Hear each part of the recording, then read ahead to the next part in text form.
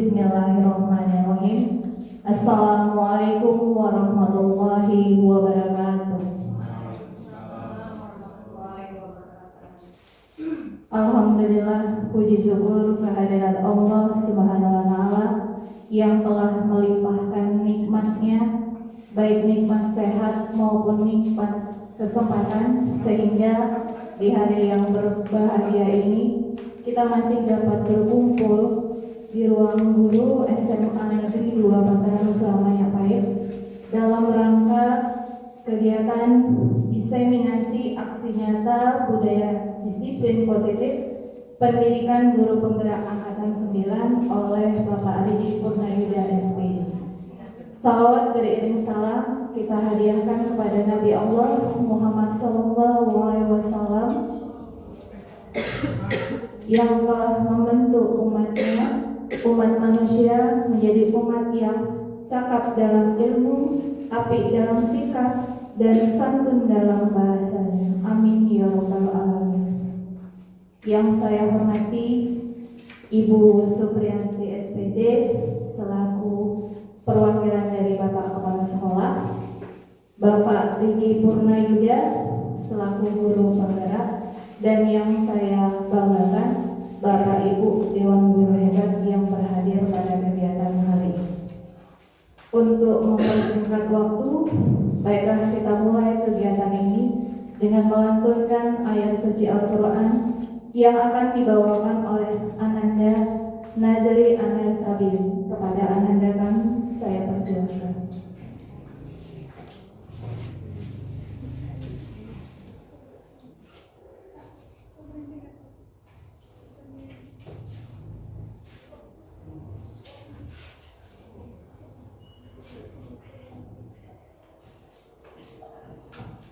Assalamualaikum warahmatullahi wabarakatuh.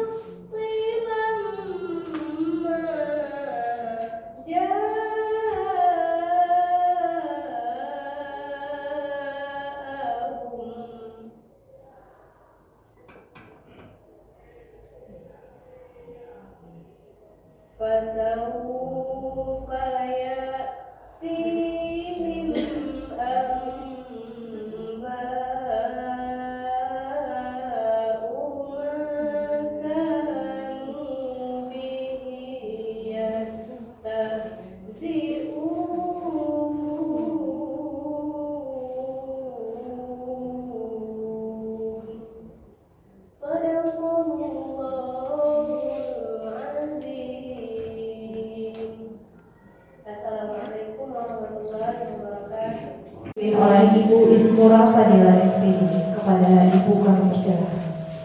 Kepada Bapak dan Ibu kami persilakan untuk berdiri.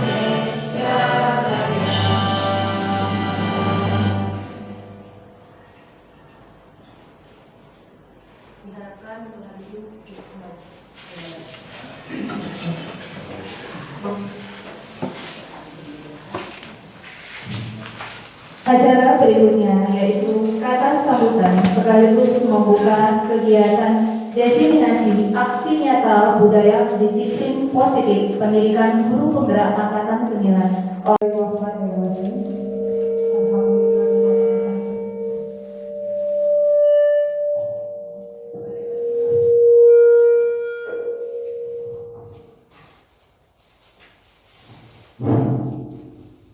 Bismillahirrahmanirrahim. Alhamdulillahirrahmanirrahim.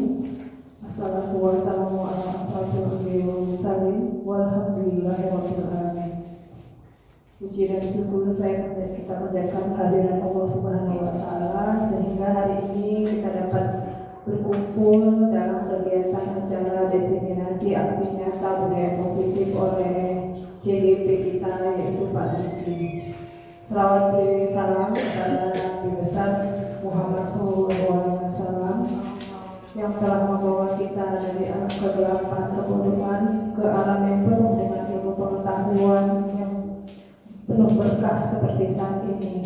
Mudah-mudahan kita semua mendapat syafaatnya di yaumil akhir. Amin amin ya rabbal alamin. Asyhadu an la ilaha illallah wa asyhadu anna Muhammadar Rasulullah. Yang saya hormati Bapak CGP kita yaitu Pak Riki Purnayudaya SPD beserta Bapak Ibu Dewan Guru serta staf tata usaha yang dapat hadir pada hari ini. Saya mewakili kepala sekolah hari ini ingin menyampaikan beberapa patah dua kata yang akan sampaikan. Jadi kegiatan diseminasi ini merupakan tugas dari seorang CGP yang memang harus diselesaikan dan harus dikirim ke LMS-nya. Mudah-mudahan dari kegiatan ini Bapak Ibu dapat mengambil hikmahnya dan bisa menerapkannya di kelas untuk bisa terutama biasanya kalau disiplin positif itu untuk wali kelas terutama disampaikan ke siswanya. Kemudian di angkatan Pak Riki ini angkatan 9. Kemudian kita angkatan 10 ada 2 orang calon, mudah-mudahan lulus untuk tes simulasi dan wawancaranya. Kemudian hari Ada nanti angkatan 11 sudah mulai dibuka. Sudah dibuka. Ya, udah. Terus tuh yang daftar ya? Udah lulus? Belum ya, masih pemberkasan. Dan seingat saya, dia CGP ini cuma dibuka tinggal angkatan 12 dengan 13, 2024 lah terakhir. Belum ada dianggarkan biayanya. Jadi mudah-mudahan di angkatan 12 dan 13 ada yang menyusul, yang udah kira-kira udah 5 tahun masa kerjanya. Jadi jangan berpikiran susah itu JGP, jangan berpikiran seperti itu. Kalau dijalani dengan ikhlas, pelan-pelan pasti sampai. Selesai juga seperti saya hampir selesai, kemarin sudah sampai lokal 5, tinggal lokal 6 sama 7. Jadi bulan 11 tanggal 2 kami dapat panen raya. Mudah-mudahan Bapak Ibu bisa mengikuti angkatan 12 dan 13 tinggal ya. Jadi banyak manfaat yang bisa diambil untuk kegiatan dari guru penggerak ini. Jangan beranggapan kalau jadi KGP nanti harus jadi kepala sekolah, harus jadi pengawas. Enggak, itu nanti jadi beban. Jadi anggap aja, ambil aja ilmunya dulu. Kalau menurut saya ilmunya yang penting. Karena dalam CGP ini banyak ilmu, itu terutama kita beda dengan kita yang dulu. Sekarang kita harus mengikuti kodrat alam dengan kodrat zaman. Semua berpihak pada siswa. Jadi kalau dulu kita menganggap buka buku bisa kita ini sekarang nggak bisa lagi dengan kemajuan teknologi yang semakin maju. Dan beda 15 tahun yang lalu saya ngajar atau 20 tahun saya ngajar dulu, sangat berbeda dengan sekarang. Jadi saya penasaran waktu ikut di CGP ini, dimananya itu ya, apa itu ya pembelajaran diferensiasi. Penasaran, jadi orangnya model ingin tahu lah harusnya kalau seorang guru. Jadi jangan takut terbebani. Mungkin nggak panjang yang sampai sampaikan, nanti disampaikan lagi oleh Pak Riki isi materinya. Mudah-mudahan kita lebih memahami tentang pendidikan lagi, kemajuan yang sekarang tambah banyak lagi perubahan. Hari ini disiminasi aksi nyata budaya disiplin positif pendidikan guru penggerak angkatan 9 oleh Pak Riki Purnayuda SPD di SMA Negeri 2 Patramusa Majapahit dibuka. Sekian dan terima kasih. Assalamualaikum warahmatullahi wabarakatuh.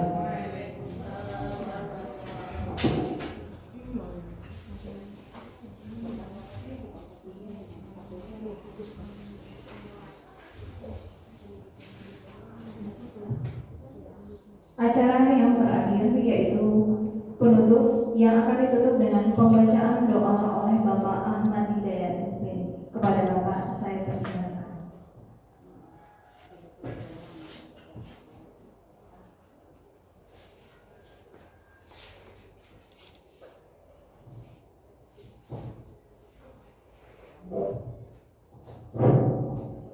Bismillahirrahmanirrahim.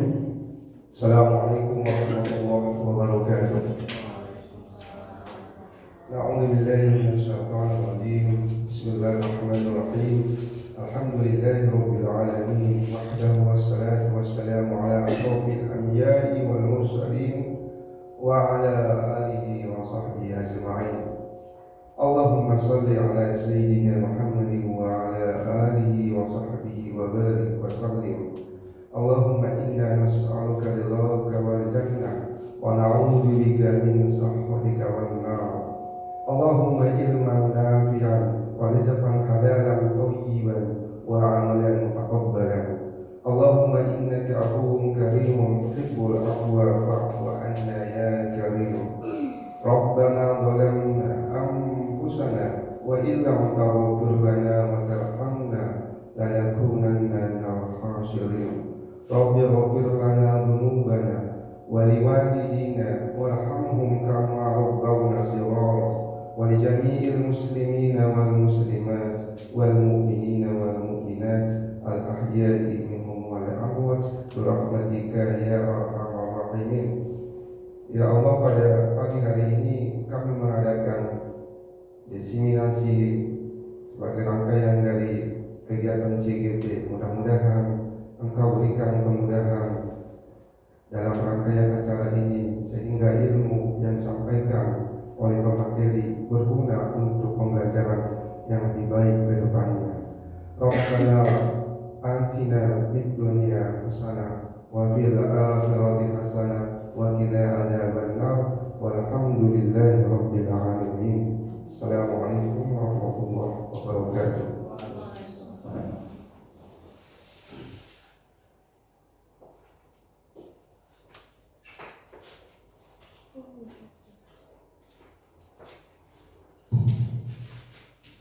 Dengan berakhirnya pembacaan doa tadi, maka berakhir pula kegiatan pembukaan diseminasi aksi nyata budaya disiplin positif pendidikan guru penggerak angkatan 9 oleh Bapak Riki Purnayuda SPD.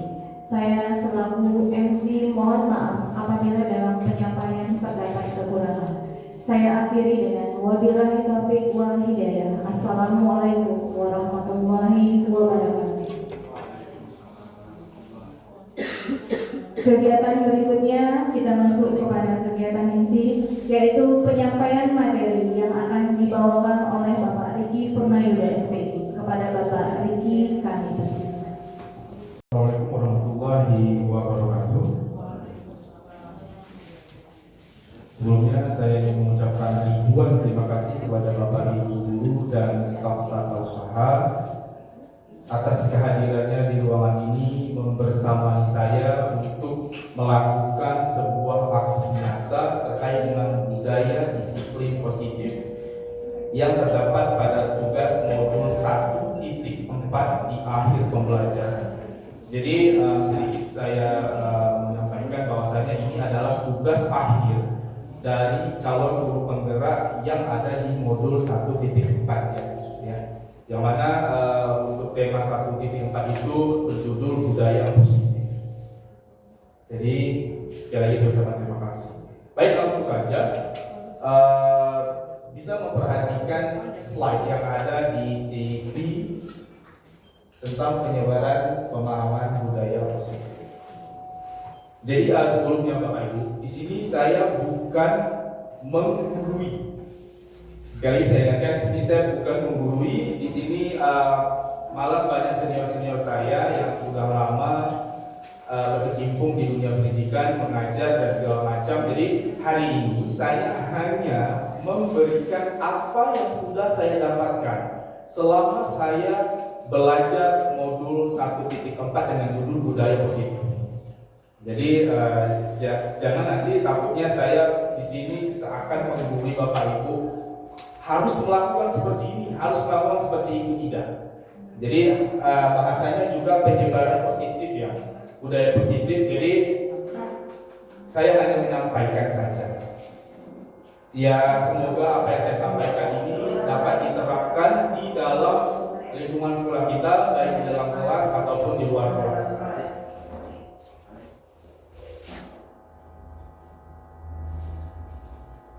Baik.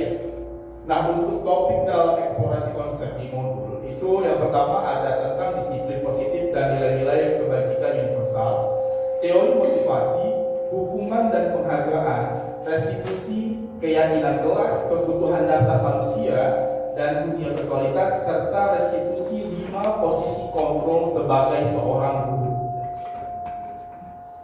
Kemudian juga ada restitusi segitiga restitusi. Apa itu budaya positif? Jadi di sini budaya positif di sekolah adalah nilai-nilai dan kebiasaan-kebiasaan di sekolah yang berpihak pada peserta didik agar mereka dapat berkembang menjadi pribadi yang kritis, penuh hormat dan bertanggung jawab. Jadi memang kalau dalam kurikulum Merdeka itu kan kita belajar atau pendidikan itu berpihak kepada murid. Ada bahasa menghamba kepada murid. Guru adalah pelayannya murid. Namun konsep menghamba dan pelayan di sini, konteksnya itu lebih kepada mengarah kepada siswa yang kaitannya dengan pemikiran Ki Hajar Dewantara, yaitu belajar sesuai dengan kodrat zaman dan kodrat alam.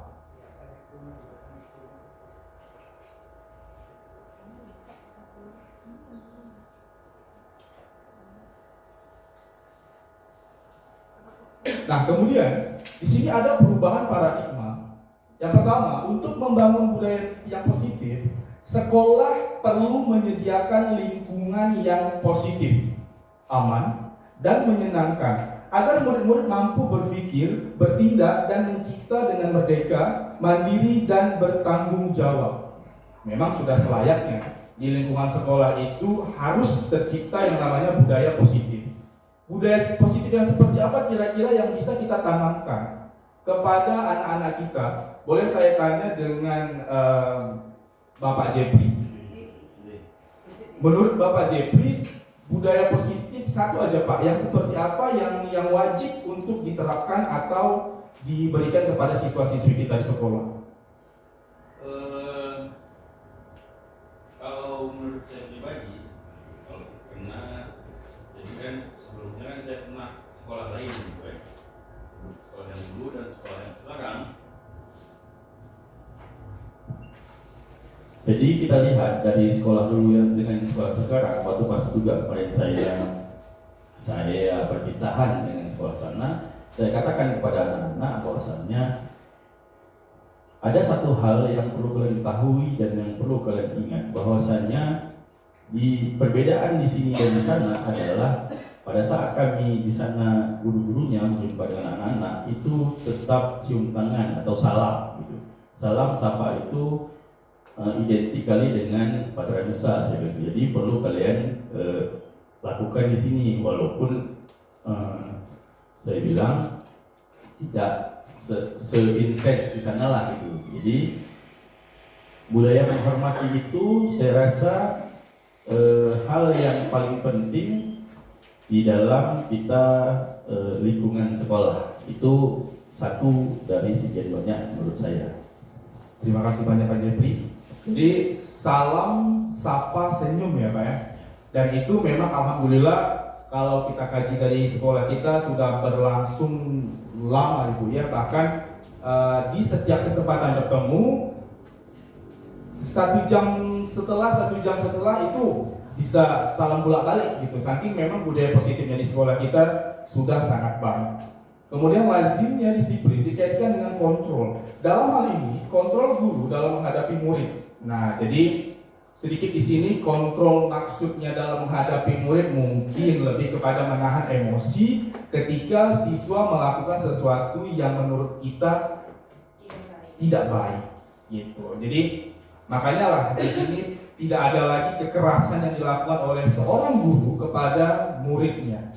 Mungkin kalau Bapak Ibu dulu pernah mendapatkan pukulan dari roll yang panjang itu, kemudian ada bahkan dari rotan dan sebagainya. Jadi sekarang itu nggak boleh lagi. Jadi makanya kita ada bahasa tadi berpihak kepada murid. Untuk selanjutnya,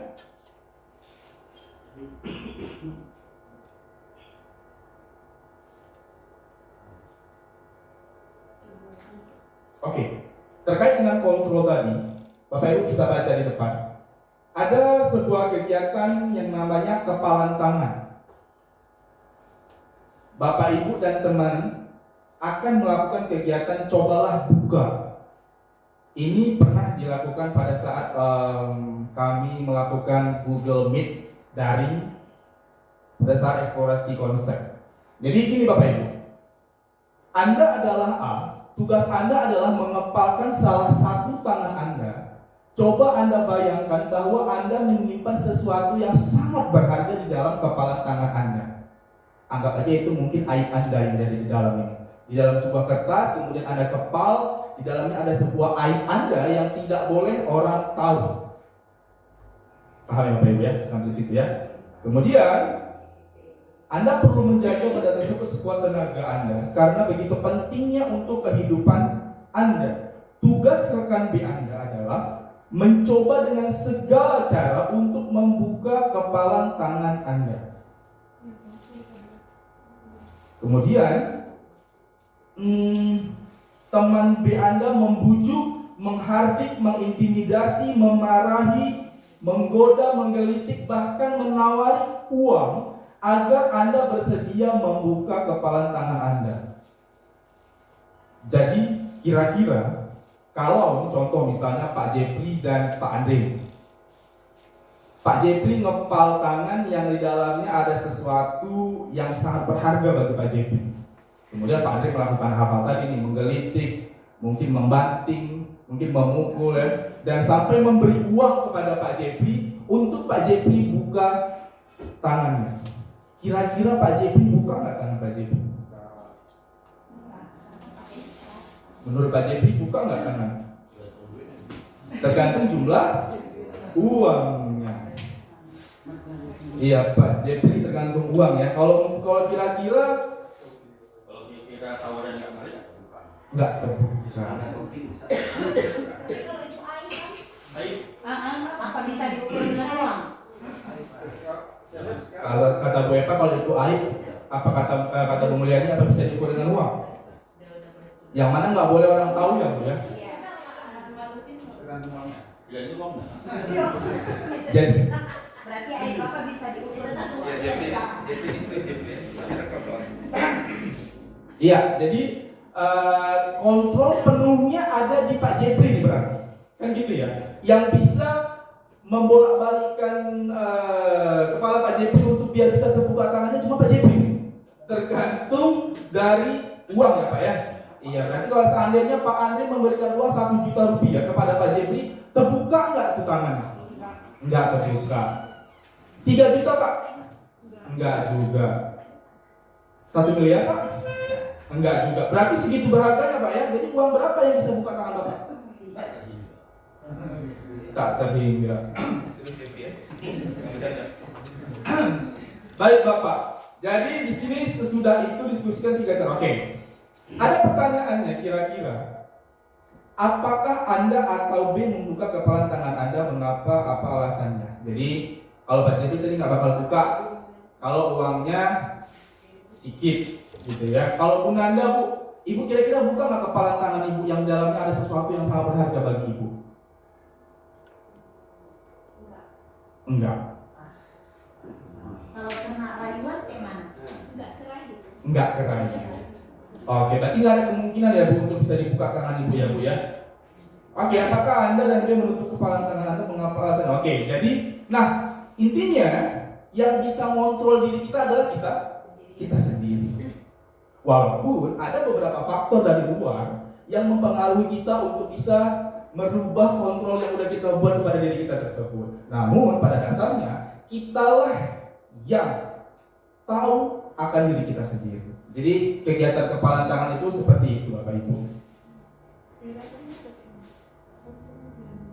Nah, seperti yang saya bilang tadi, kita sadari yang memegang kontrol atas kepalan tangan kita, apakah kita membuka atau menutup kepalan tangan kita. Itu tergantung pada diri kita masing-masing sesuai dengan kebutuhan dasar. Di sini ada saya kasih warna merah, kebutuhan dasar kita saat itu.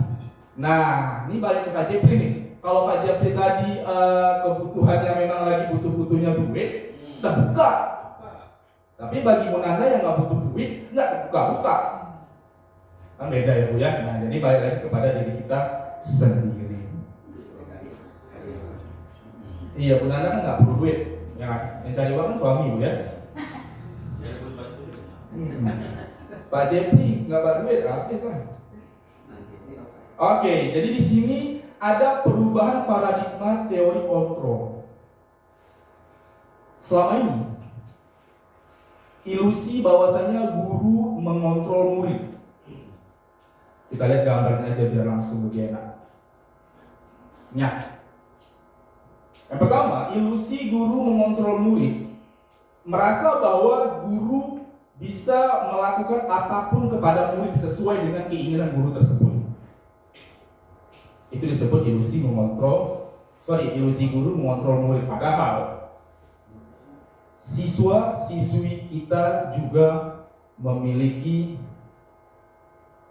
posisi kontrol terhadap dirinya. Kedua, ilusi bahwa semua penguatan positif, efektif, dan bermanfaat. Jadi kita berpikir bahwasanya semua penguatan yang positif itu bersifat efektif dan manfaat, padahal enggak juga. Menurut kita baik, belum tentu baik untuk siswa kita. Menurut kita ini benar, belum tentu benar untuk siswa kita.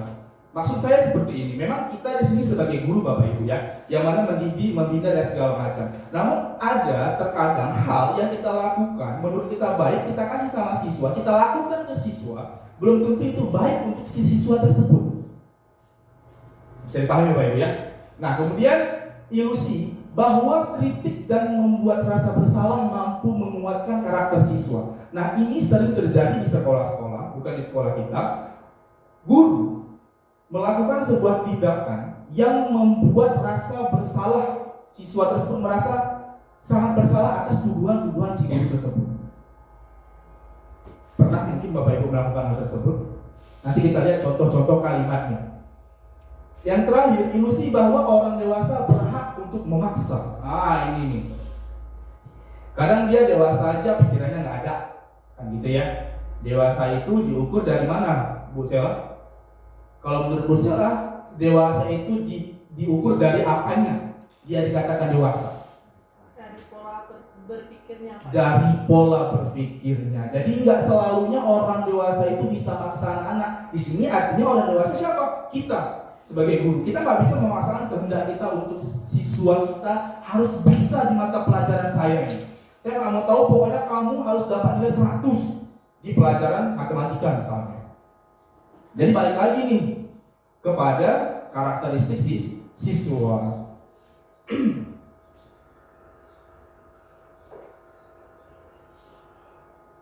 Oke, kemudian ada perubahan paradigma stimulus respon dan teori kontrol. Siapa sesungguhnya yang memiliki kontrol?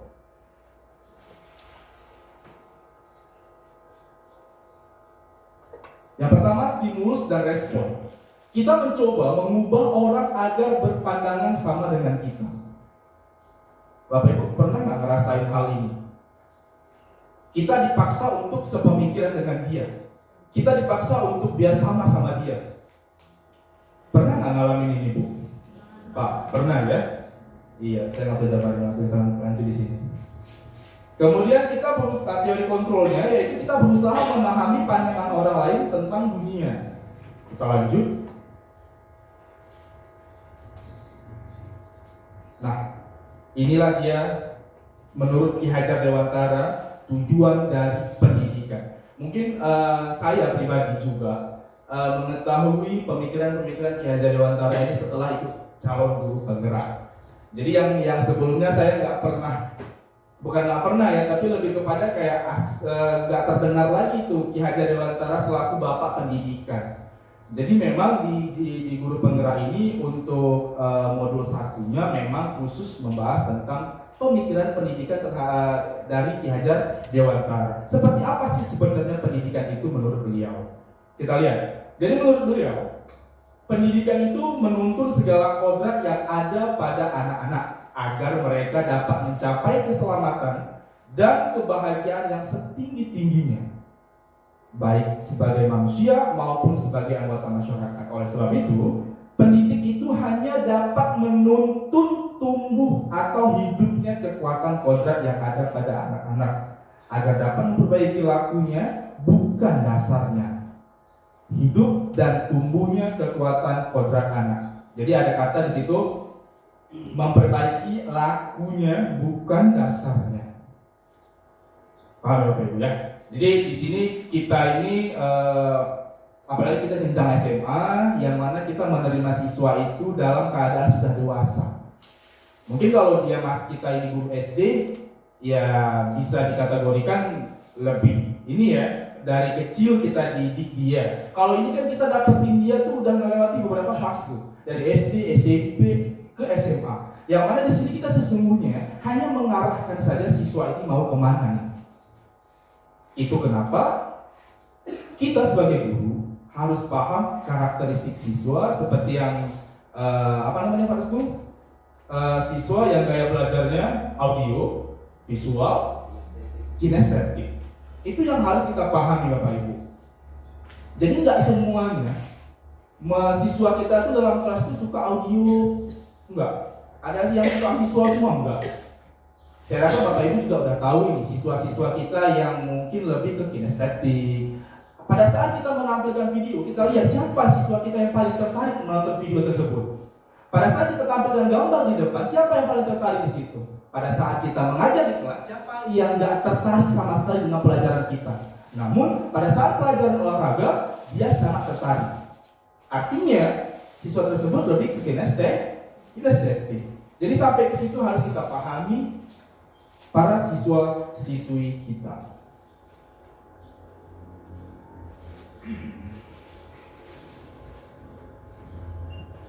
Baik, selanjutnya ada disiplin positif.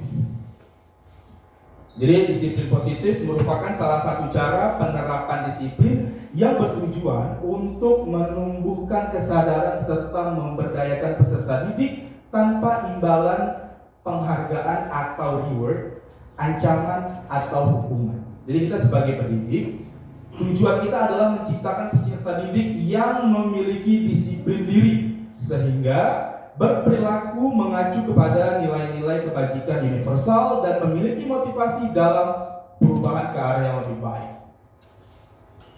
Selanjutnya, Anda tidak bisa mengontrol orang lain, hanya Anda yang bisa mengontrol diri Anda. Seperti yang saya bilang tadi. Lanjut, disiplin adalah kemampuan memerintah diri sendiri dalam mengontrol dan menguasai diri untuk memilih tindakan yang mengacu pada nilai-nilai yang kita hargai dengan penuh tanggung jawab tanpa perintah orang lain. Jadi kalau siswa tersebut mungkin sering tidak masuk ke kelas kita atau sering telat di kelas kita, berarti kan itu nggak disiplin ya Bapak Ibu ya. Nah, gimana membuat dia biar disiplin? Kira-kira kalau dari Bapak Ahmad Hidayat, ada siswa yang tidak masuk ke kelas Bapak beberapa kali Pak. Apa yang Bapak lakukan agar siswa tersebut masuk ke kelas Bapak? Boleh kasih linknya Pak, boleh dia nih. Saya pengen tahu nih pendapatnya Pak Dayat nih. Sedikit aja Pak, nggak usah banyak-banyak. Oke Pak. Iya. Tadi pertanyaannya coba Pak diulang. Apabila ada siswa yang sering atau beberapa kali tidak masuk ke dalam kelas Bapak, cabut artinya Pak ya. Apa yang Bapak lakuin kira-kira Pak? Biasa gini Pak, biasa kita panggil dulu anaknya, telusuri apa alasannya sehingga beliau tidak masuk kelas. Apakah karena kebetulan sekolah kita berasrama, tentu beda dengan kasus anak yang tidak berasrama. Kemungkinan besarnya itu lebih banyak yang anak sekolah tidak berasrama. Kemungkinan tidak masuknya itu opsinya itu banyak sekali kemungkinannya. Tapi kalau sekolah kita yang berasrama seperti ini, kemungkinan anak untuk tidak masuk itu sebetulnya kecil. Tapi tetap ada juga anak yang tidak masuk ke dalam kelas. Arti tidak masuk itu bisa dia permisi, lantas tidak masuk lagi untuk jam kita sampai akhir. Atau memang kebanyakan seperti itu sebetulnya, bukan masuk tanpa keterangan. Nah, jadi misalnya kita panggil anak, kalau dia telat, biasa kalau saya permisinya itu saya kasih waktu berapa menit, 2 menit, 5 menit. Kalau dia tidak konsisten dengan itu, nah kita kasih kesepakatan yang sudah dibuat. Iya, kesepakatan kelas Pak ya. Ya, misalnya dikasih apa, buat janji nggak ulang lagi. Benar. Terima kasih Pak. Terima kasih banyak Pak Dayat. Jadi di sini nggak langsung panggil anaknya bawa ke BK nggak gitu Pak ya? Nggak. Tidak. Oh tidak. Berarti Bapak dulu yang nanganin ya. Oke, iya Pak. Iya. Terima kasih Pak Dayat. Iya, jadi langkah-langkah yang dilakukan Pak Dayat adalah mencari tahu terlebih dahulu. Oke, maksud dari nilai-nilai yang kita hargai adalah nilai-nilai kebajikan atau sifat-sifat positif manusia yang merupakan tujuan mulia yang ingin dicapai setiap individu.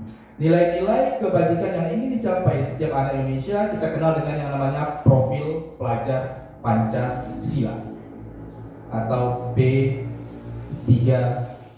Oh, P3, profil pelajar Pancasila. Jadi saya nggak usah sebutin lagi karena kita di sini udah 2 tahun menjalankan yang namanya kurikulum merdeka dan Bapak Ibu sekalian pasti sudah hafal. Ada 2, 4, 6 dimensi atau elemen tubuh. Dimensi ya, dimensi dari profil pelajar Pancasila. Lanjut, kita masuk kepada motivasi. Bapak Ibu mungkin mau minum dulu, makan dulu, atau udah habis? Udah habis ya. Baik. Motivasi adalah dorongan yang timbul pada diri sendiri secara sadar untuk melakukan sebuah tindakan dengan tujuan tertentu.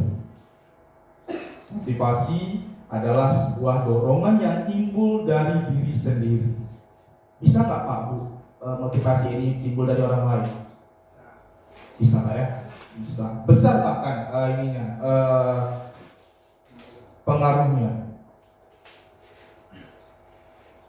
Kemudian ada 2 jenis motivasi perilaku manusia. Yang pertama ada motivasi ekstrinsik dan yang kedua ada motivasi intrinsik. Seperti yang Pak Andri bilang tadi, pengaruh besar dari luar juga bisa menjadikan sebuah motivasi. Yang pertama, motivasi ekstrinsik ini adalah motivasi yang berasal dari luar. Murid melakukan disiplin diri dikarenakan takut dihukum atau menghindari hukuman. Kedua, murid melakukan disiplin diri dikarenakan ingin mendapatkan imbalan berupa hadiah atau pujian dari orang lain. Jadi tingkah lakunya dia ini, baiknya dia ini karena dipengaruhi dari luar, Pak, bukan dari diri sendiri. Ada tuh beberapa siswa yang model-model caper gitu tuh. Tingkahnya baik karena ada something, bukan dari kemauan sendiri. Ada juga siswa yang memang benar-benar dari diri sendiri. Dia melakukan ini karena memang dasarnya dia baik. Dia melakukan ini dasarnya biar dapat pujian dari gurunya. Kan ada yang model kalau anak sekarang bilangnya ambis, kepanjangannya ambisius. Jadi sama semua guru dia dikatakan caper. Tujuan dia itu sebenarnya hanya untuk dapatin pujian dari guru-guru dan biar nilainya naik. Ada nggak Bapak Ibu di anak kita? Ada. Saya sendiri merasakan dan melihatnya langsung. Sementara motivasi intrinsik yang berasal dari dalam diri sendiri, menghargai nilai-nilai kebajikan diri sendiri. Murid melakukan disiplin diri dikarenakan sadar akan nilai-nilai kebajikan dalam dirinya. Gitu. Contoh kecilnya mungkin kayak anak kita suruh kutip sampah, padahal sampah itu tadi harusnya dilewatin dia. Tapi tunggu disuruh dulu baru diambil. Dengan siswa yang tanpa disuruh dia langsung ambil sampah tersebut. Sampai situ rasa saya bisa dipahami ya Pak Ibu ya. Lanjut, kebutuhan perilaku manusia. Yang pertama, untuk menghindari ketidaknyamanan atau hukuman, apa yang akan terjadi apabila saya tidak melakukannya? Ini kita lewati saja, sudah kita bahas tadi. Kita masuk ke dalam kebutuhan manusia. Jadi Bapak Ibu, kebutuhan manusia kalau dari modul yang saya pelajari itu adalah segala sesuatu yang dibutuhkan oleh manusia untuk mempertahankan keseimbangan kondisi fisiologis dan psikologis yang bertujuan untuk mempertahankan kehidupan dan kesehatan. Ada 1, 2, 3, 4, dan 5 kebutuhan dasar manusia. Yang pertama ada kasih sayang dan rasa terima kasih. Kedua, penguasaan maksud saya. Kemudian yang ketiga ada kesenangan. Yang keempat ada kebebasan. Inilah dia kebutuhan-kebutuhan untuk bertahan hidup menurut modul yang saya pelajari. Mungkin kalau saya tanya di sini kebutuhan dasar manusia atau kebutuhan dasar guru patra, agak beda nih mungkin jawabannya di sini. Saya mau tahu dari Bu Epa mungkin. Kalau menurut Bu Epa kebutuhan dasar kita sebagai guru nih, tadi kan murid nih Bu ya, ini kan murid nih ceritanya. Kalau kita sebagai guru kebutuhan dasarnya apa kira-kira Bu Epa? Kalau kebutuhan dasar yang dibutuhkan guru, pertama harus menguasai apa yang mau disampaikan ke anak. Jadi butuh persiapan. Jadi jangan guru kita nih mau ngajar besok, paginya harus apa ya, hari ini aku mau masuk apa. Nah, jadi sebelum kita masuk besok, malamnya tuh sama seperti murid juga. Kalau murid malamnya pembahasan kita dulu susun buku. Nah, besok pelajaran apa ya? Dia susun tuh dari jam pertama sampai jam terakhir. Nah, guru juga menyusun rencana pembelajaran kalau kita bilang modul ajar. Nah, sebelum kita masuk ke kelas, kita punya senjata untuk apa yang kita kasih ke anak-anak. Itu kebutuhan dasar guru selain dari sarana dan prasarana yang mendukung. Jadi persiapkan dulu diri sebagai guru kita di kelas itu bagaimana, jangan sampai ke lingkungan bingung bagaimana di dalam kelas. Terima kasih banyak Bu Epa. Nah, jadi itu dari versi gurunya. Kalau dari siswanya, siswa itu membutuhkan yang namanya kasih sayang dan rasa diterima. Kedua, penguasaan terhadap dirinya. Ketiga, kesenangan, dan kemudian kebebasan. Bebas di sini bukan suka-suka hati, namun tetap dalam ranah positif. Ada sebuah kasus. Ibu Ani, guru kelas 5 di SD Pelita Bangsa, sedang bingung menghadapi ulah salah satu murid di kelasnya, namanya Agus. Beberapa anak telah datang dan mengeluhkan Agus yang seringkali meminta bekal makan siang mereka dengan paksa. Jika Anda menghadapi situasi seperti Ibu Ani, apa yang akan Anda lakukan? Menurut Anda, kira-kira apa alasan Agus melakukan hal itu? Boleh saya minta pendapat dari Ibu Mulyani? Kira-kira kalau Bu Mulyani menghadapi posisi itu nih Bu, apa yang Ibu lakukan? Apa Ibu pukul? Menurut saya, satu, si Agus tuh mungkin gak ada uang jajan.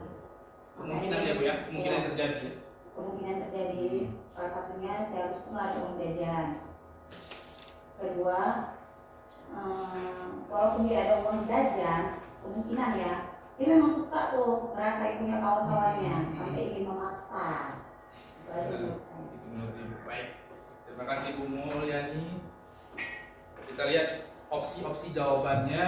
Jadi nggak salah. Itu kan kemungkinan yang membuat Agus seperti itu ya Bu Mulya. Kita lihat di sini.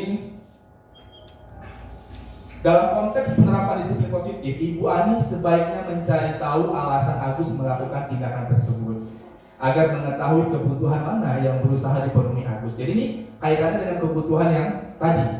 Itu dia. Apabila jawaban Agus karena dia lapar, ini kan kita panggil nih anaknya nih Bu. Kita panggil nih, kita tanya dulu nih.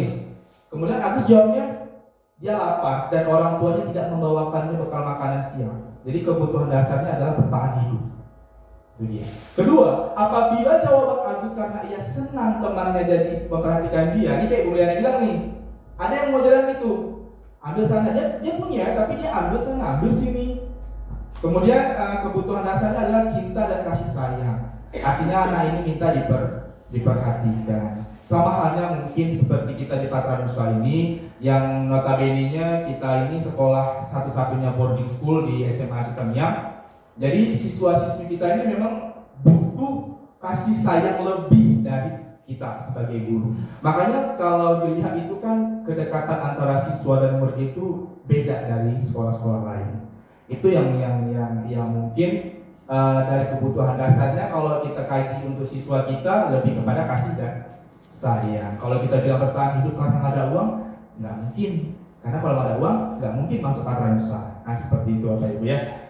Lanjut, apabila jawaban Agus adalah dia merasa hebat karena temannya jadi takut dan menuruti keinginannya, maka kebutuhan yang dibutuhin Agus adalah penguasaan atau pengakuan atas kemampuan dia. Jadi dia merasa nih kalau dia kayak gitu tuh kawannya takut, jadi kawannya ngasih seperti itu. Ini kasusnya anak SD Bu ya, nggak berlaku kita di SMA. Apabila jawaban Agus karena dia merasa bosan dengan bekal yang dibawakan ibunya karena selalu membawakan bekal yang sama, maka kebutuhannya adalah kebebasan atau kebutuhan akan pilihan. Kemudian yang terakhir, apabila jawaban Agus adalah karena iseng aja menikmati ekspresi wajah teman-teman yang kesal karena makanan yang diambil, maka kebutuhan Agus adalah kesenangan atau happiness.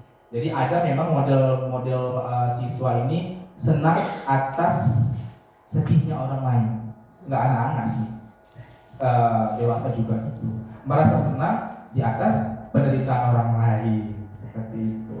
Jadi inilah dia contoh kasus dan kebutuhan-kebutuhan dasarnya.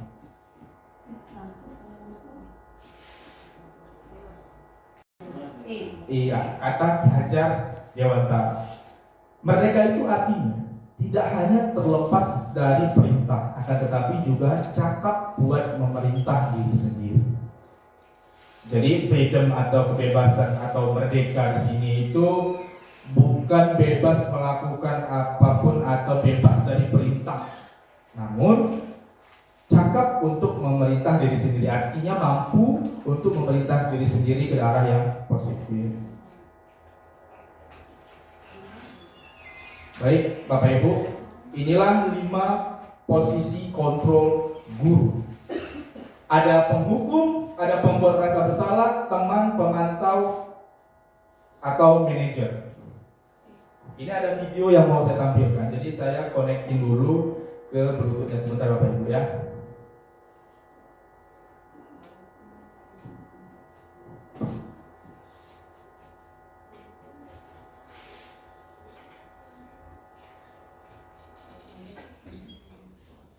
Waiting for connection. Bluetooth connected.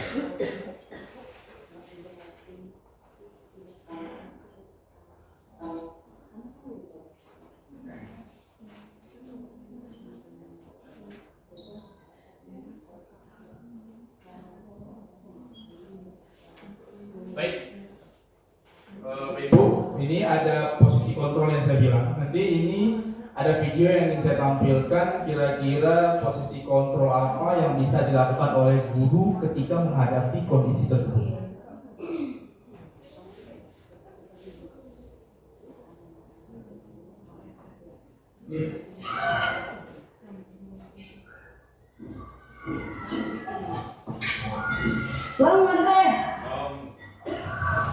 Apa itu Bobi? Kenapa punya? Tadinya Pak mengganggu saya sedang belajar, Sir. Nanti ikut saya keluar backup. Itu kasusnya. Jadi pada saat saya lagi mengajar, ada siswa yang mengganggu temannya lagi belajar.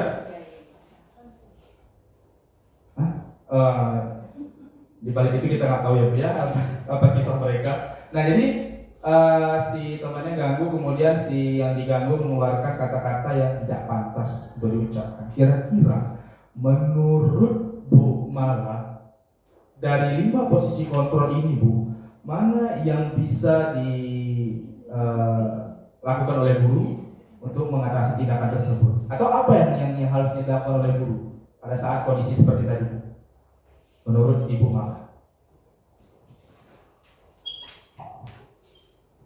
Baik, saya coba untuk menjawab. Ada posisi penghukum, pembuat merasa bersalah, teman, pemantau, dan manajer. Kalau menurut saya, sebatas tayangan tadi, guru hanya berada posisi pemantau dulu. Kita nggak tahu apa yang dilakukan guru ketika mengajak siswa itu ke ruang yang tadi. Jadi dipanggil kedua-duanya karena itu berhenti ya videonya ya. Jadi kita nggak tahu kelanjutan guru itu akan melakukan apa. Tapi kalau dihukum bisa jadi juga. Cuma kalau sebatas tayangan, guru tidak memunculkan hukuman untuk si anak. Kalau pembuat merasa bersalah, saya rasa belum dimunculkan bagi si anak. Tapi kalau rasa dia, apa ya? Tapi kalau melihat merasa bersalah, lihat tampilan si anak, si pelaku tadi, kayaknya dengan kadar dia mungkin iseng saja atau bercanda saja, nggak sebenarnya, belum sampai tahap ke situ. Kalau untuk ukuran teman, mungkin tidak seperti itu reaksi si guru. Mungkin dia bisa bilang, apa? Kenapa digituin? Kok gitu? Jangan gitu. Mungkin itu kalau kadarnya hanya teman saja. Tapi kalau manajer, mungkin tingkatannya sudah terlalu tinggi untuk taraf konflik yang seperti tadi. Terima kasih. Iya, terima kasih banyak Bu Mala. Jadi ini nanti ada penjabaran satu persatu. Namun di sini saya intermezzo dulu memberikan sebuah kasus kira-kira cocok yang mana posisi kontrol seorang guru. Memang tadi itu adalah sebuah kronologi. Itu tugas juga di modul 1.4 ya Bu Supri ya.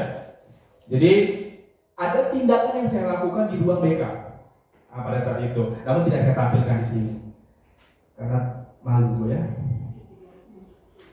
Segitiga restitusi, benar Bu Supri. Nah, jadi kita lihat di sini. Nampak Bu? Pak, nampak ya? Iya, sedikit. Jadi saya bacain aja. Di sini ada 5 posisi kontrol. Identitas gagal, kontrol dari luar, menghindari hukuman. Jadi yang namanya penghukum biasanya guru berbuat menghardik, menunjuk-nunjuk. Itu tadi benar kata Bu Mala tadi, menyakiti atau menyindir biasanya. Kemudian kalau si guru sebagai penghukum, biasanya guru berkata, kalau kamu tidak melakukannya, awas ya, rasain. Nah itu biasa gitu tuh, kalau yang sifatnya penghukum. Kemudian hasilnya biasanya siswa itu memberontak, menyalahkan orang lain, berbohong, seringnya seperti itu. Karena dia udah dihukum nih, menurut dia. Kemudian yang kedua, pembuat orang merasa bersalah. Biasanya guru itu berbuat tindakan yaitu ceramah dan mengatakan seharusnya kamu tuh harus seharusnya. Nah itu kata yang sering muncul ketika kontrol si guru sebagai pembuat orang merasa bersalah gitu. Kemudian ada lagi kata-kata kayak ibu kecewa sama kamu, bapak kecewa sama kamu. Jadi si siswa tadi merasa kayak aduh karena aku nih, ibu ini kecewa sama aku nih. Jadi dia, maka dikatakan kontrol pembuat merasa bersalah, membuat siswa tersebut merasa bersalah atas apa yang dia lakukan. Kemudian untuk kontrol sebagai teman, itu biasa guru berbuat alasan-alasan untuk muridnya. Kontrolnya sebagai teman nih, maka tadi kata Bu Mala benar. Kalau di video tadi ini nggak nampak sedikit pun sebagai temannya. Cuman kalau misalnya posisi kontrol dia sebagai teman, mungkin pada saat kejadian tadi langsung duduk mungkin ya Bu ya bersama siswanya, ngobrol selayaknya teman. Kemudian biasanya guru berkata, ayolah lakukan demi ibu, ayolah demi saya gitu. Kemudian masa kamu tidak mau? Ingat, tidak pernah ibu bantu. Ingat, tidak ibu pernah bantu. Jadi seperti itu. Kemudian hasilnya kalau yang dari teman itu ketergantungan. Karena apa? Kita udah dekat sama siswa. Ketika dia ada masalah, kita buatnya jadi teman kita. Jadi dia apa-apa tuh nanti dia teman cerita sama kita, atau apa-apa sama kita. Itu yang namanya kontrol sebagai teman. Kemudian selanjutnya ada sebagai pemantau. Biasanya guru berbuat menghitung dan mengukur kesalahan yang dia buat. Kemudian guru biasanya berkata, apa peraturannya? Kayak kata Pak Rian tadi nih, ketika siswanya nggak masuk, telat 5 menit atau 10 menit, kemudian dia panggil siswanya, tanyakan keyakinan atau kesepakatan kelas. Kemudian hasilnya siswa menyesuaikan diri bila diawasi. Kemudian yang terakhir ada manajer. Guru berbuat biasanya mengajukan pertanyaan-pertanyaan terhadap siswa tersebut. Kemudian guru berkata, apa yang kita yakini? Apa yang bisa kamu kerjakan untuk memperbaiki masalah ini? Kira-kira kamu harus apa nih? Biar kamu bisa menebus kesalahan kamu. Itu biasanya sebagai manajer. Kemudian hasilnya adalah menguatkan pribadi siswa. Itu dia tadi 5 posisi kontrol sebagai seorang guru dan contoh-contohnya. Nah, ada juga di sini contoh penerapan 5 posisi kontrol. Kasusnya adalah siswa tidak memakai atribut lengkap saat upacara bendera. Kalau posisinya sebagai penghukum, kata-kata yang mungkin keluar adalah patuhi aturan sekolah, lalu berdiri di depan barisan. Itu dia sebagai penghukum. Kemudian kalau dia sebagai pemantau, kamu sudah melanggar, apa peraturan dan konsekuensinya? Kemudian kalau sebagai teman, ayolah yang tertib, buat ibu bangga. Kali ini nggak apa-apa kamu salah, nggak apa-apa. Ditertib ya, besok pakai gaya ya. Itu dia. Kemudian pembuat rasa bersalah, biasanya kata yang muncul adalah berapa kali saya harus memberitahu kamu, saya kecewa sama kamu. Awas kamu. Gitu misalnya gitu ya. Sering gitu. Aku kecewa sama kamu. Kamu selingkuh. Kemudian terakhir, manajer. Apakah kamu tahu kesalahanmu? Kira-kira bagaimana kamu akan memperbaiki kesalahan kamu? Jadi dengan manajer ini siswa tadi berpikir nih, kira-kira apa nih yang aku jawab nih? Gimana caraku ya untuk besok pakai atribut ya? Dia berpikir macam mana? Guru hanya tinggal nanya aja nih kepada siswa tersebut. Lanjut. Berapa lama nih, Jak?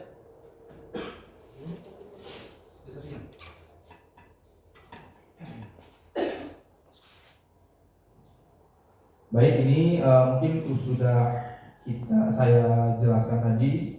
Kita lanjut saja karena masih ada tiga institusi yang belum saya bahas. Keyakinan kelas. Oke, ini menurut saya kalau untuk keyakinan kelas, Bapak Ibu semuanya sudah melakukan di dalam kelas, terutama untuk wali-wali kelas. Kebetulan di sini ada 1, 2, 3, 4, 5, 6, 7.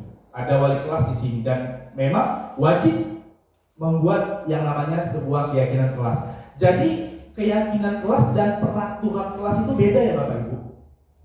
Beda ya peraturan. Jadi kita lihat di sini keyakinan kelas adalah nilai-nilai kebajikan atau prinsip-prinsip universal yang disepakati bersama secara universal, lepas dari latar belakang suku, negara, bahasa maupun agama. Kemudian menurut Gosen, suatu keyakinan akan lebih memotivasi seseorang diri dalam intrinsik. Seseorang akan lebih bersemangat untuk menjalankan keyakinannya daripada hanya sekedar mengikuti serangkaian peraturan. Jadi dia ini lebih keyakinan kelas ini dibuat itu berbeda dari peraturan. Kalau peraturan itu kan dia tertulis ya, kamu harus ini, kamu harus ini.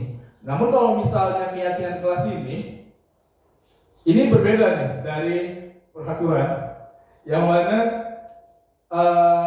kalau misalnya pembentukan keyakinan kelas itu, keyakinan kelasnya bersifat abstrak daripada peraturan yang lebih rinci dan konkret. Keyakinan kelas berupa pernyataan-pernyataan yang universal. Pernyataan keyakinan kelas senantiasa dibuat dalam bentuk positif. Keyakinan kelas hendaknya tidak terlalu banyak sehingga mudah untuk diingat. Kemudian semua warga kelas sebaiknya ikut berkontribusi dalam membuat keyakinan kelas. Kita lanjut.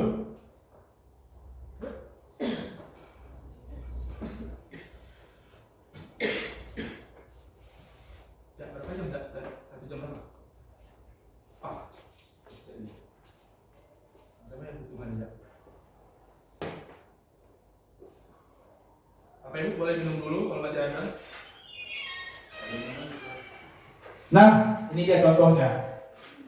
Jadi kalau peraturan itu misalnya gini, selalu kembalikan buku ke tempatnya, dilarang mengganggu orang lain, hadir di sekolah 15 menit sebelum pembelajaran dimulai. Namun kalau keyakinan, tanggung jawab menghormati orang lain dan berkomitmen. Jadi itu tadi saya bilang peraturan dan keyakinan itu berbeda. Jadi kalau misalnya kayak tanggung jawab itu kan nggak ditulis tuh di dalam sebuah peraturan kelas. Yang mana itu semua muncul dari diri sendiri. Kemudian kayak menghormati orang lain, menghormati siapa saja guru yang masuk di situ, baik yang disukai atau tidak disukai. Karena memang seringkali kita lihat di sini, siswa kita ketika dia nggak suka dengan guru itu, dia nggak peduli dengan guru tersebut di dalam kelas. Nah, jadi kita buat kesepakatan nih, kalau ada siswa yang berbuat seperti itu, nggak menghormati guru, diapain?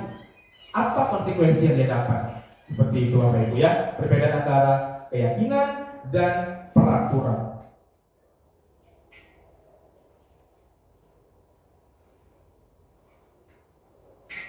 Ya, ini contoh-contohnya lainnya. Kalau peraturan itu dilarang melakukan kekerasan, menggunakan narkoba dan segala macam. Kita lanjut.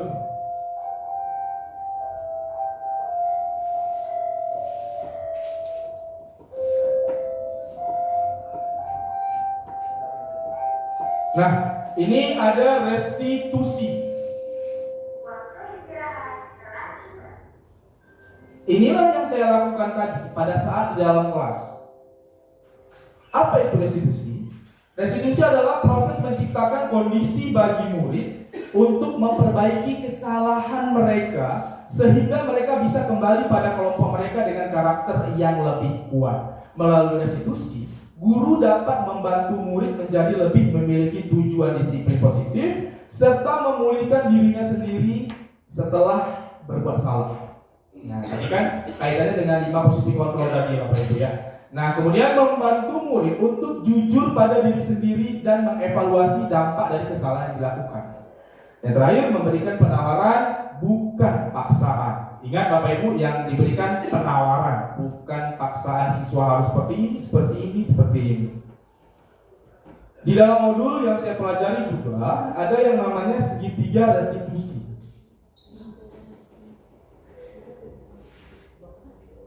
Apa saja tahapan dari segitiga restitusi? Yang pertama itu ada menstabilkan identitas. Contohnya adalah berbuat salah itu tidak apa-apa. Ini agak susah nih memang kalau kita terapkan, namun harus kita lakukan. Siswa berbuat salah tidak apa-apa. Tidak ada manusia yang sempurna. Saya juga pernah melakukan kesalahan seperti itu. Inilah dia kalimat-kalimat yang muncul ketika kita melakukan penstabilan identitas pada siswa. Kemudian kita bisa menyelesaikan ini. Bapak Ibu tidak tertarik mencari siapa yang salah, tapi Bapak atau Ibu ingin mencari solusi dari permasalahan ini. Ini adalah kalimat-kalimat yang muncul Bapak Ibu ketika Bapak Ibu ingin menstabilkan identitas siswa pada saat siswa melakukan sebuah kesalahan. Kemudian yang kedua, validasi tindakan yang salah. Kalimat-kalimat yang mungkin muncul pada saat Bapak Ibu melakukan restitusi, yaitu padahal kamu bisa melakukan yang lebih buruk daripada ini. Kamu pasti punya alasan mengapa melakukan hal itu. Kamu patut bangga pada dirimu sendiri karena kamu telah melindungi sesuatu yang penting bagimu. Ini adalah validasi tindakan yang salah. Artinya kita membenarkan tindakan dia yang salah, dia memang salah. Dengan kalimat-kalimat berikut.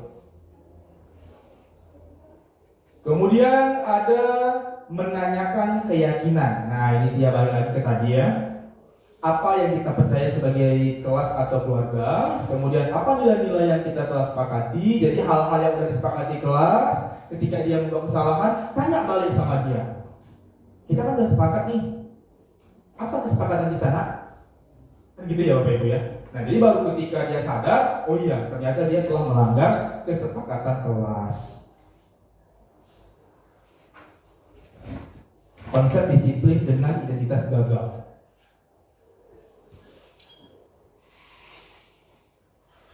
Baik, kita lanjut saja Bapak Ibu.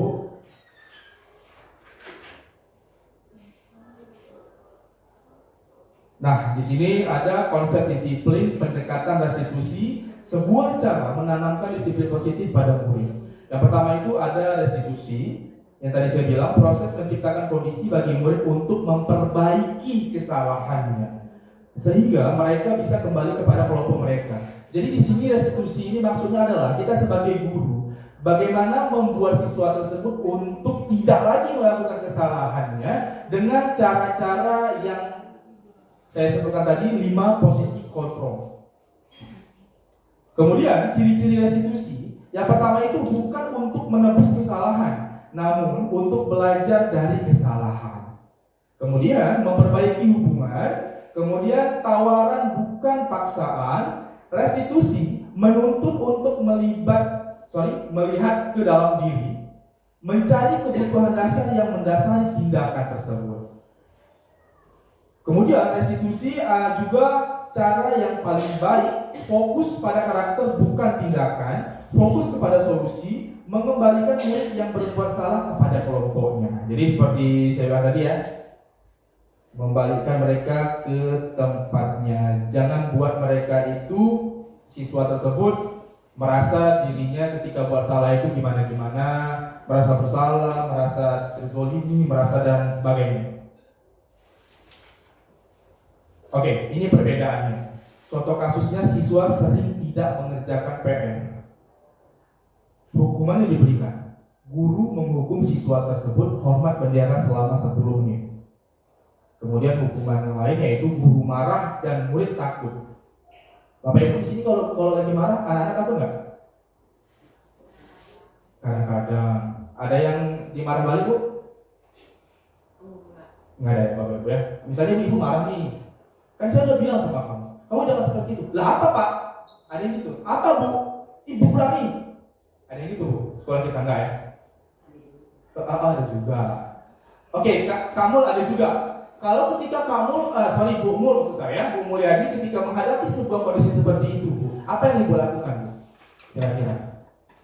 Pak Stu boleh kasih sama Bu Mulyani mic-nya? Saya pengen tahu nih, ketika guru memberi hukuman,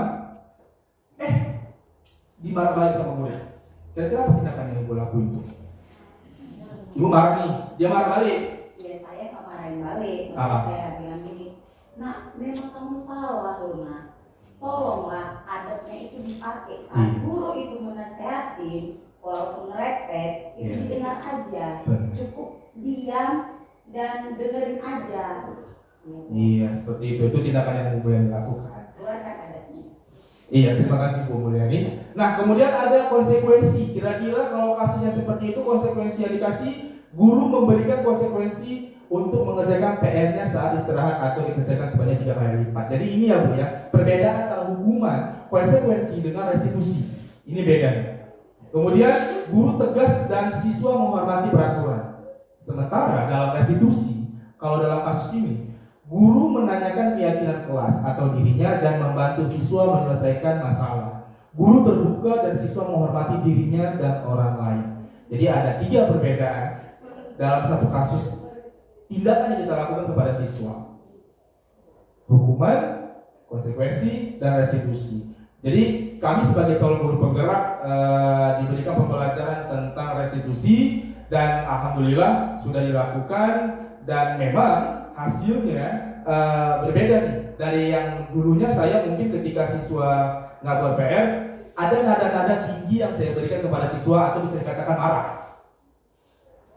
Siswa tersebut takut, jadi dia ngerjain PR itu karena dia takut. Ya udah, asal-asal aja dia, yang penting nggak bersiap. Pada saat saya periksa, hasilnya juga tidak maksimal, gitu. Jadi inilah perbedaan antara hukuman, konsekuensi, dan restitusi.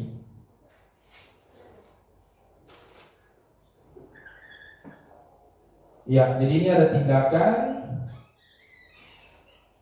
ada hukuman dan konsekuensi yang sudah kita bahas tadi. Seperti yang kata Bu Mulyani bilang, kita lanjut.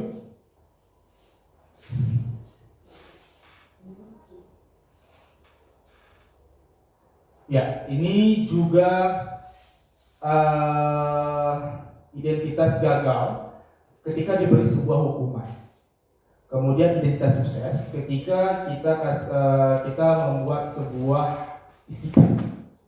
Jadi hukuman yang kita berikan, saya ini balik lagi ya Bu ya Pak ya, saya balik dari awal nih. Saya balik lagi bahwasanya siswa nggak boleh dihukum, baik itu secara fisik apalagi mental. Gitu dia. Jadi kata-kata yang mungkin menurut kita sebagai guru biasa aja, tapi menurut siswa yang menerima bisa menjadi malu ketika kita marah di depan kawan-kawannya. Contoh misalnya gini, kamu udah pendek, banyak tingkah, nggak ber-PR, hidup lagi. Itu kan mungkin bercanda tuh, ketawa-tawanya yang kita bilangin udah mau mati. Kan gitu. Dengan kalimat yang segitu doang nih. Segitu doang menurut kita. Jadi makanya lah di dalam kurikulum Merdeka itu tidak ada lagi yang namanya menghukum siswa. Terlebih mungkin sekarang kan Bapak Ibu, kalau Bapak Ibu cubit sedikit aja larinya ke polsek. Kan gitu dia, dari polsek pindah ke Polres, dibisu. Kan itu dia. Jadi makanya untuk menghindari hal-hal seperti itu. Karena kasus yang baru ini kan, tahu ya Bapak Ibu ya, Pak Akbar yang menyuruh anaknya sholat dengan memukul, kemudian dia dilaporkan ke polisi. Makanya Pak Restu udah jarang ngasih nyuruh anak sholat nih. Takut nanti kan dilaporin polisi. Kayak gitu. Akhirnya dihukum berapa tahun penjara, saya nggak tahu juga kemarin. Sampai seluruh guru-guru di daerah situ demo untuk keluarkan Pak Akbar, save Pak Akbar. Itu yang nyuruh sholat, gitu ya. Makanya ya mungkin ada tindakan yang dilakukan oleh Pak Akbar yang menyakiti anak tersebut. Entah mungkin dia mukul pakai rotan, entah dia mungkin mukul pakai apa. Namun pada dasarnya itu sebuah kebaikan atau kedisiplinan. Nah, ini untuk yang terakhir Bapak Ibu, perbedaan antara hukuman dan konsekuensi. Jadi Bapak Ibu bisa lihat sendiri, hukuman itu sesuatu yang menyakitkan, harus terjadi. Sementara konsekuensi adalah sesuatu yang harus terjadi. Kemudian membuat anak sakit fisik maupun hati untuk jangka waktu yang lama. Sementara konsekuensi membuat anak merasa tidak nyaman dan dalam jangka waktu yang pendek. Itu konsekuensi. Kemudian hukuman, anak membenci kedisiplinan. Jadi ketika kita melakukan sebuah hukuman, anak membenci kedisiplinan. Sementara dalam konsekuensi, anak menghargai disiplin. Hukuman sifatnya paksaan. Sementara konsekuensi sifatnya stimulus dan tanggapan. Kemudian di dalam hukuman itu mendorong anak menyakiti dirinya sendiri. Dalam konsekuensi mendorong anak agar mudah menyesuaikan diri. Kemudian dalam hukuman konsep diri yang buruk, sementara dalam konsekuensi konsep diri yang baik. Kemudian dalam hukuman, ketika Bapak Ibu memberikan hukuman, anak belajar untuk menyembunyikan kesalahannya. Kenapa? Karena dia takut. Ini kalau aku bilang jujur sama Pak Andre, habis aku nih. Ini kalau aku jujur sama Bu Eva, cara tampar aku nih. Nah itu dia. Jadi dengan hukuman tersebut siswa nggak terbuka. Kemudian sementara dalam konsekuensi anak belajar untuk mematuhi peraturan. Kemudian ketika Bapak Ibu memberikan hukuman, marah, rasa bersalah, dipermalukan, merasa tak dihargai siswa tersebut. Kemudian di dalam konsekuensi siswa tersebut merasa kehilangan hak, dibuat tidak nyaman, diasingkan untuk sementara waktu. Jadi inilah ya Bapak Ibu perbedaan hukuman dan konsekuensi yang Bapak Ibu berikan kepada siswa ketika siswa tersebut melakukan sebuah kesalahan. Jadi di sini saya tidak untuk menggurui, sekali lagi saya bilang mengajarkan Bapak Ibu bagaimana di dalam kelas pada saat siswa melakukan hukuman. Namun hari ini penjabaran saya mungkin bisa jadi referensi Bapak Ibu ketika Bapak Ibu di dalam kelas, ketika Bapak Ibu menangani sebuah masalah terhadap siswa-siswi Ibu. Sesi terakhir Bapak Ibu, saya mau nanya dengan Pak Restu, perasaan apa yang muncul selama mengikuti sesi ini Pak? Boleh mic-nya Bu?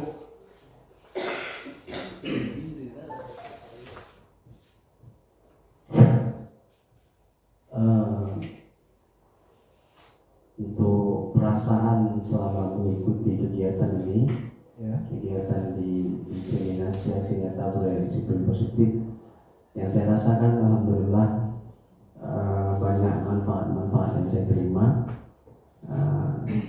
Artinya saya tahu bagaimana peran seorang pendidik di era sekarang ini yang harus memahami betul karakter anak, karena setiap anak, setiap individu adalah unik seperti itu, tidak semuanya sama diciptakan, bahkan setitik noda atau tinta pulpen saja berbeda.